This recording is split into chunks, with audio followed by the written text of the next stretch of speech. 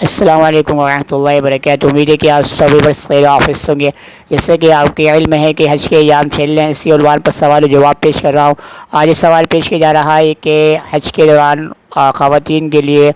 پردہ، یہ سوال پیش کیا جا رہا ہے۔ امید ہے کہ یہ آپ کے علم میں اضافہ کرے گا۔ چلتے ہیں اپنے سوال و جواب کی طرف۔ درود شریف پڑھ لیجیے۔ اللہم صلی علی محمد وعلی آل محمد کما صلیت علی ابراہیم وعلی آل ابراہیم انک حمید مجید۔ اللہ بارک علی محمد وعلی آل محمد کما بارکت علی ابراہیم وعلی آل ابراہیم انک حمید مجید۔ بسم اللہ الرحمن الرحیم۔ حج کے مبارک سفر میں عورتوں کے لیے پردہ۔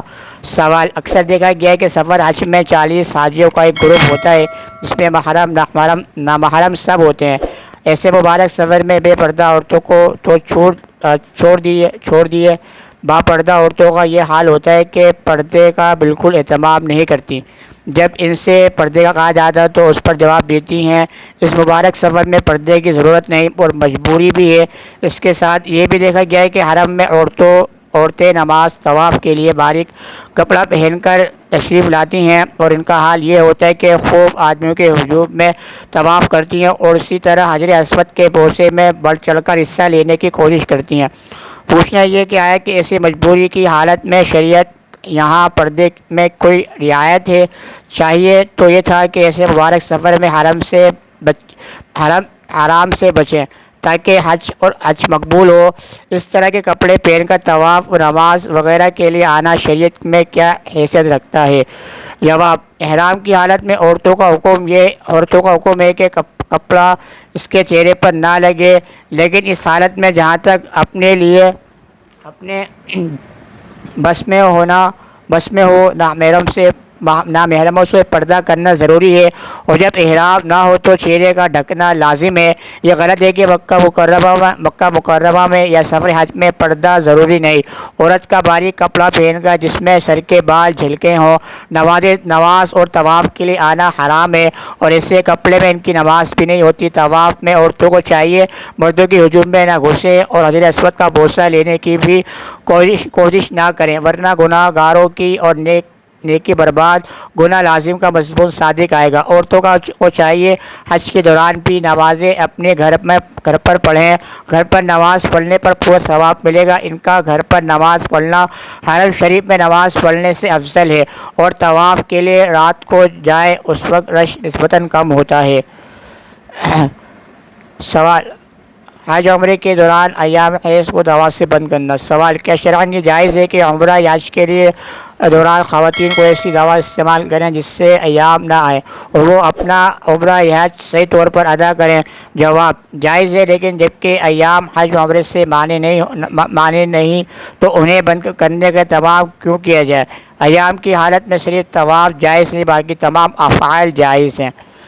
یہاں پر سائل محترمہ کی طرف سے سوال پیش کیا گیا کہ جیسے کہ عام طور پر ایسا ہوتا ہے کہ گروپس وغیرہ جاتے ہیں، 40 بندوں کا گروپس ہوتا ہے، اس کے اندر محرم نامحرم سب برابر ہوتے ہیں، تو جو خواتین ہوتی ہیں عام طور پر پردہ کرنے والی، تو جو پردہ نہیں کرتی تو ان کی بات کہنے کچھ اور ہیں، اللہ کو بھی توفیق دے، مگر جو پردہ نہیں کرتی وہ بھی کہتی ہیں کہ بھائی ہمیں ان سے کہا جائے پردہ کریں تو کہتے ہیں کہ بھائی یہ تو ایسا حج کا سفر ہے، یہ مجبوری کی حالت ہے، ہم پردہ کس طرح کر سکتے ہیں، ہمارے شریعت نے چھوٹ دی ہے۔ یہاں پر آ کے کوئی ہمیں گناہ کی کوئی چیز محسوس نہیں ہو رہی، تو یہاں پر گناہ نہیں ہو سکتا، یہ چیزیں خواتین پیش کر سکتی ہیں۔ تو پردے کا کنسیپٹ ہوتا ہی نہیں ہے، وہاں پر سارے مکس اور چیزیں چل رہی ہوتی ہیں، باریک کپڑے کہا گیا باریک کپڑے پہن کر مسجد حرام کے اندر آتی ہیں، طواف بھی کیا نام ہے مردوں کا ہجوم ہوتا ہے اس میں آگے گھس جاتی ہیں، اور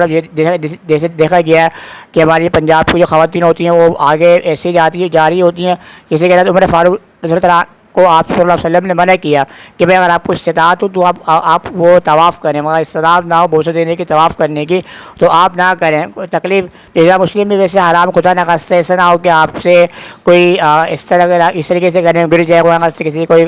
چوٹ لگ جائے یا اتنا ہجوم ہو جائے کسی کا انتقال ہو جائے، ڈیتھ وغیرہ ہو جائے، تو یہ کہ انسانوں کو استطاعت ہو تو وہ طواف کر سکتا ہے، یہ کریں۔ اب بات یہ کہ خواتین وغیرہ جو ہیں اس طرح جاتی ہیں، تو سوال یہ ہے کہ ان کا جانا کس طریقے سے ہے، اور باریک کپڑے پہن کر نماز پڑھنا حرم شریف کے اندر اس کی شریعت میں کیا حیثیت ہے؟ تو اس سوال سائلہ محترم کی طرف سے پیش کیا گیا، تو اس کا جواب بھی جا رہا ہے کہ شریعت نے پردے کی کوئی چھوٹ نہیں دی گئی۔ یہ کہا گیا کہ اگر آپ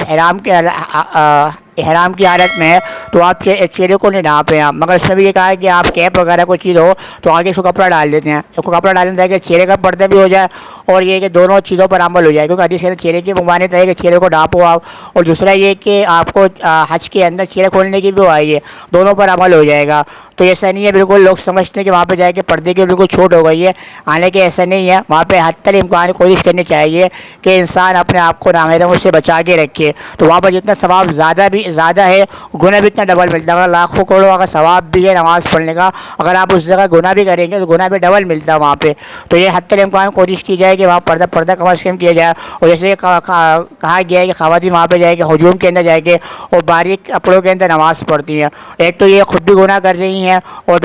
کس جگہ گناہ کر رہی ہیں، گناہ در گناہ، یعنی کہ گناہ بھی ڈبل گناہ مل رہا ہے آپ کو اس کے اوپر۔ تو افضل بہتر یہ ہے کہ بیت اللہ سے نماز پڑھنے سے خواتین کے لیے بہتر یہ ہے کہ وہ مسجد اپنے گھر کے اندر یا ہوٹل وغیرہ کے اندر جا کے وہ نماز کو پڑھیں، اور جتنا ثواب مردوں کو ملے گا بیت اللہ کے اندر نماز پڑھنے سے، اتنا ہی ثواب آپ کو بھی، اتنا ہی ثواب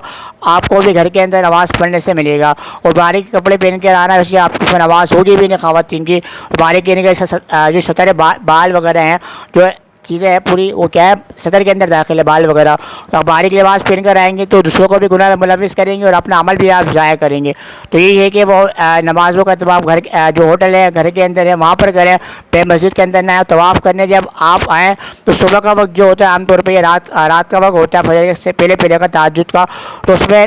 نسبتاً رش کم ہوتا ہے، تو جو طواف کا جو خواتین ہوتی ہیں وہ ٹائم کو استعمال کریں،